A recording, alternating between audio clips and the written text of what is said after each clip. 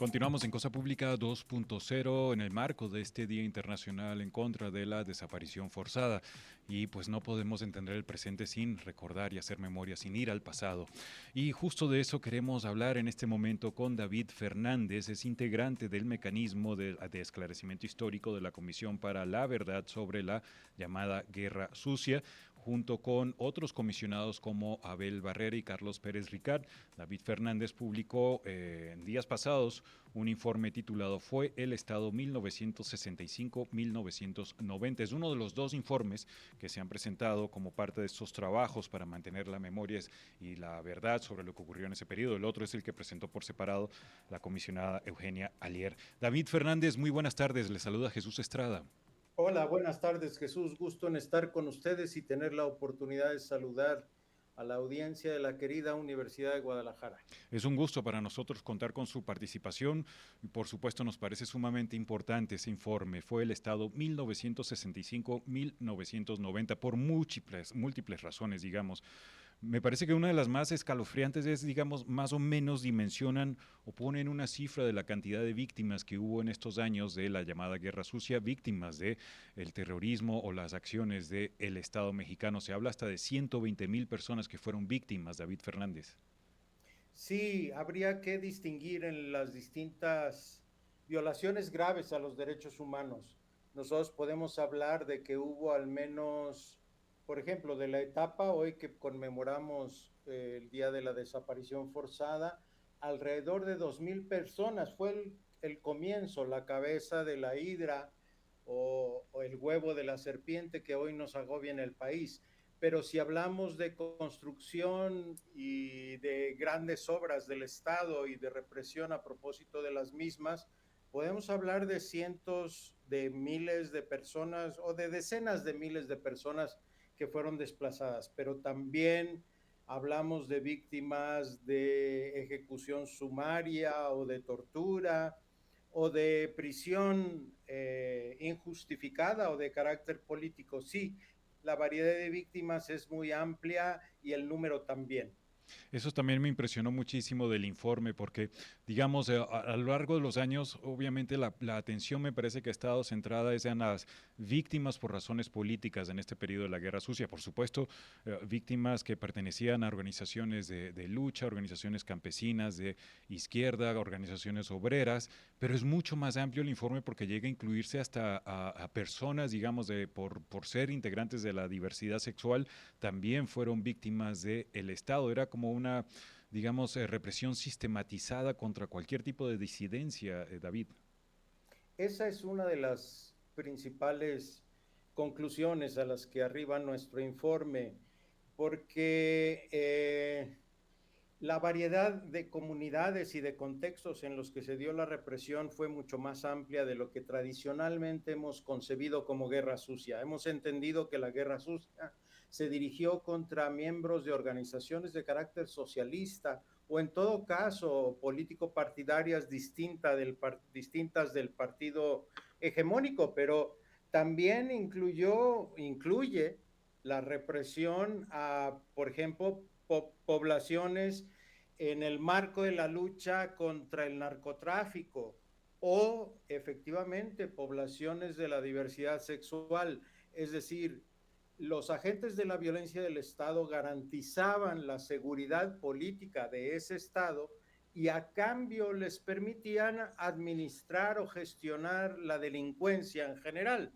el crimen en general, los giros negros, y también tenían bajo su responsabilidad disciplinar aquellas formas de vida que eran contrarias a la norma establecida, a la moral hegemónica, y con esto se justificaban. Es decir, también en la Ciudad de México, en la Ciudad de Guadalajara, se molestaba, se reprimía, se desaparecía a miembros de las bandas juveniles, por ejemplo, o en tocadas de punk y rock, etcétera. Entonces, una variedad de víctimas y de contextos es muy importante, pero hay que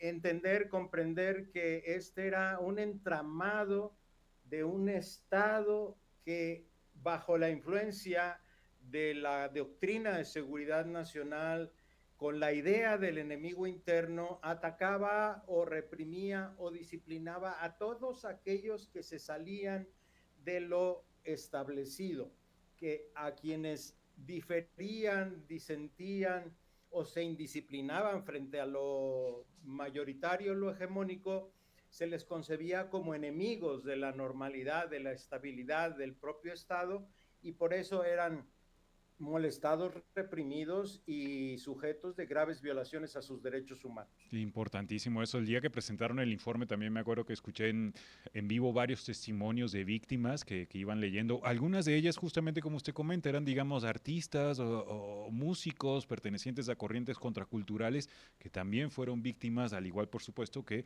trabajadores organizados o poblaciones campesinas. Fue una represión masiva lo que ocurrió aquí en Guadalajara. Bien, usted recuerda también, principalmente, por ejemplo, el tema de las pandillas en algunas barriadas que pues funcionaban también como formas de organización popular, fueron duramente reprimidas también en ese periodo. Por supuesto, están los vikingos que Exacto. empezaron como una pandilla, después por la represión justamente se convirtieron en un organismo político que se vinculó a la guerrilla y al FER, etcétera. Pero pues también la colonia Santa Cecilia, que fue un foco de organización muy importante en Guadalajara, que era reprimida constantemente y era ocupada por las fuerzas policiales. En Guadalajara hay numerosos ejemplos de esto que estamos comentando, por supuesto que sí. David Fernández, ahora el informe también es importante porque pues sí plantea y hace señalamientos hacia algunos personas directamente responsables de esta represión masiva y sistematizada, desde, por supuesto, responsabilidades a algunos presidentes hasta integrantes de sus gabinetes, de diferentes administraciones que tuvo este país.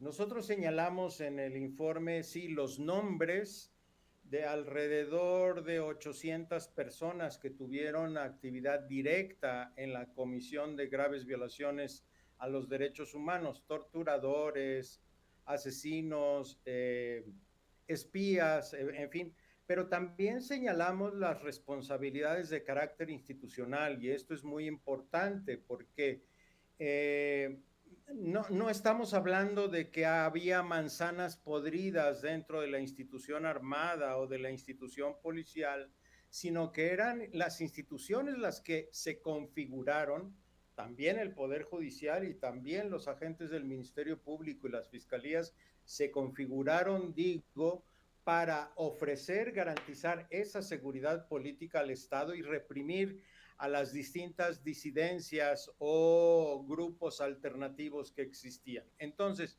señalar que hay responsabilidades institucionales es señalar en último término que el Estado fue el responsable de estas graves violaciones a los derechos humanos en última instancia. Uh -huh. Aún si hubiera, y señalamos la participación de algunos entes privados como empresarios o guardias blancas o grupos paramilitares irregulares, al final de cuentas actuaban con el respaldo, la aquiescencia, la tolerancia de los gobiernos de la época. Entonces, señalar perpetradores institucionales, estamos señalando en realidad la responsabilidad del Estado y la necesidad de reconfigurar, de remodelar esas instituciones que fueron responsables, las cuales, hay que decirlo, no han vivido ningún proceso de depuración o de reorganización y no surge hacerlo. Eso es fundamental. Bueno, ahorita le iba a preguntar de eso porque eso lo podemos relacionar con el presente, justo en este día particularmente. Pero David Fernández, antes de preguntar, después de este informe del trabajo, ¿qué sigue, digamos? ¿Qué viene a continuación, ya considerando el final del actual sexenio, que esta iniciativa de la Comisión de la Verdad surgió en el gobierno de López Obrador, pero cómo avanzar justamente hacia buscar la justicia, hacia que algunos de estos responsables, pues digamos, pues sean enjuiciados y sobre todo el acceso a la no repetición y a la justicia para las víctimas? ¿Qué continúa en el proceso? Nuestra comisión y nuestro mecanismo termina junto con la actual administración el día 30 de septiembre. Sin embargo, estamos haciendo una serie de recomendaciones al final de nuestro informe que, entre otras muchas cosas, proponen el continuar con estas investigaciones, pero, por ejemplo, a partir del 90, nuestro mandato de investigación era del 65 al 90, pero los episodios más graves de la violencia que hoy nos agobia inician justo con el régimen de Salinas de Gortari y luego con la guerra contra el narcotráfico, y nos parece necesario continuar investigando esto. También estamos proponiendo que haya comisiones de la verdad locales, es decir, en Guerrero, en Oaxaca, en Sinaloa, en Chihuahua, en Jalisco, epicentros de la violencia del Estado y que ameritan una mayor investigación. También nos parece necesario emitir una ley sobre memoria que cree, por ejemplo, un Centro Nacional de Memoria donde se concentren los archivos y los materiales relativos a graves violaciones a los derechos humanos, de suerte que sea una memoria viva y nos ayude a que las cosas no se repitan de nuevo. Y también una red de memoriales en aquellos sitios emblemáticos donde hubo prisiones clandestinas o centros de tortura o centros de exterminio, que también los hubo en el país. Entonces, tenemos un camino muy por delante. Hemos establecido un vínculo inicial con la administración que está por comenzar haciendo estas propuestas, y estamos dispuestos, deseosos de empujar esto, de suerte que el trabajo no termine acá. Debo decir que la presidenta electa hace un par de días dijo que estaba interesada en que los trabajos de nuestra comisión pudieran seguir adelante, pero hasta ahí. Oh, pero bueno, ojalá importante. Y retomo la iniciativa que ustedes lanzan de extender, digamos, la investigación más allá de 1990. Yo invitaría hasta que llegara al presente, digamos. Y esto de comisiones locales también me parece fundamental. Digamos, esa idea de comisiones por estados tendría la idea también de investigar lo que ocurrió desde el pasado, pero hasta el presente, David Fernández.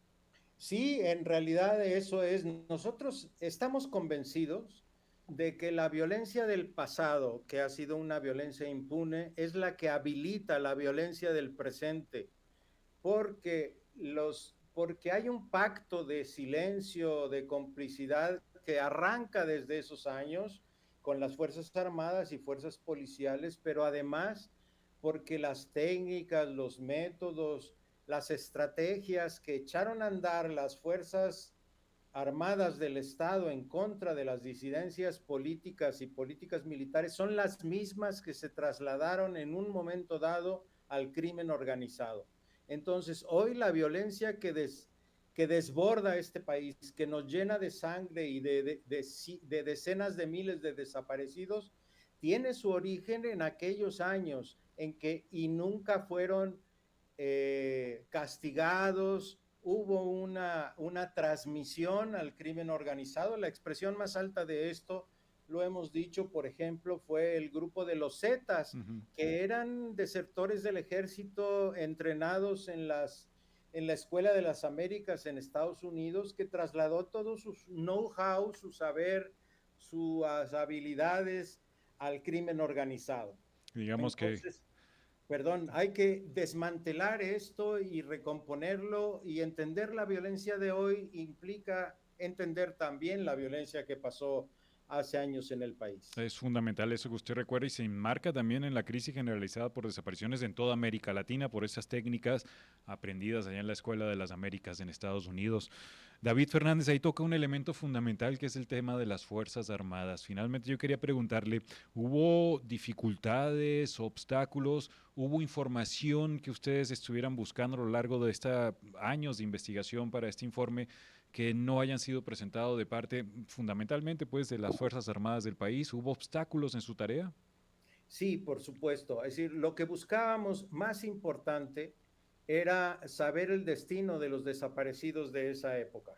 Nosotros sabemos, por ejemplo, si logramos ubicar documentos que hablan de los vuelos de la muerte, es decir, personas que eran arrojadas en el Pacífico, que salían de Acapulco, aunque también de otros sitios, y que se han reportado como desaparecidas. Sin embargo, pedimos la corroboración de parte del ejército a través de transparencia, es decir, del INAI, y con nuestras propias investigaciones dentro del archivo, y siempre nos fue negada la existencia de esa información. Entonces, lo más importante que teníamos por investigar, que era el paradero, el destino de las personas desaparecidas, no fue posible, y sabemos que el ejército tiene esa información.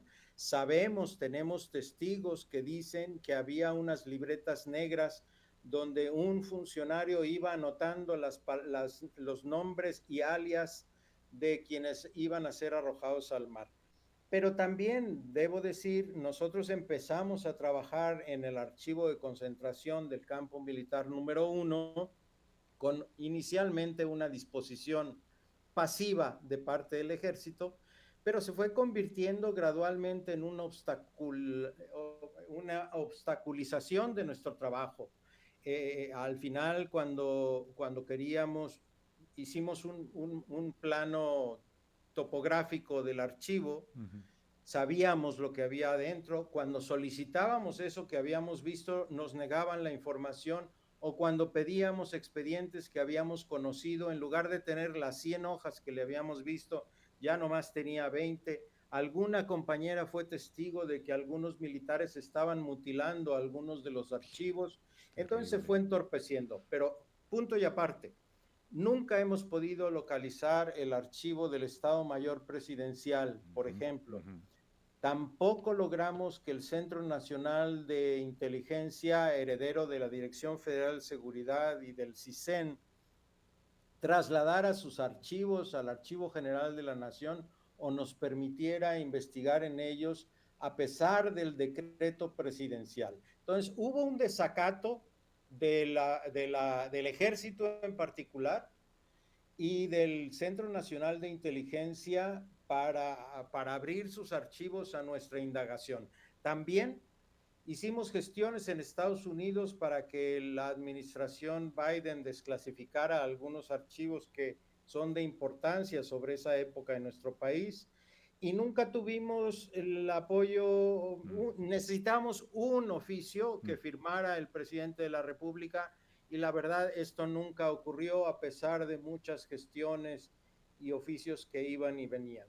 En fin, hay cosas que todavía queda por investigar. Nosotros no somos lo último ni lo definitivo, somos un paso adelante en las tareas de memoria y de justicia, pero todavía las generaciones que vengan detrás de nosotros tendrán mucho que hacer. Así es, y ojalá que siga adelante también el trabajo, tal como señala, más allá del año 1990 hasta el presente. Por ahora, pues le agradezco por estos minutos, David Fernández, por compartir este trabajo importantísimo que realizaron, y la invitación a que sigamos en comunicación. ¿Cómo no, Jesús? Con todo gusto. Muchísimas gracias por esta oportunidad. Muchísimas gracias a usted, David Fernández, integrante del Mecanismo para el Esclarecimiento Histórico de la Comisión de la Verdad. Hacemos una pausa y regresamos ya para despedir Cosa Pública 2.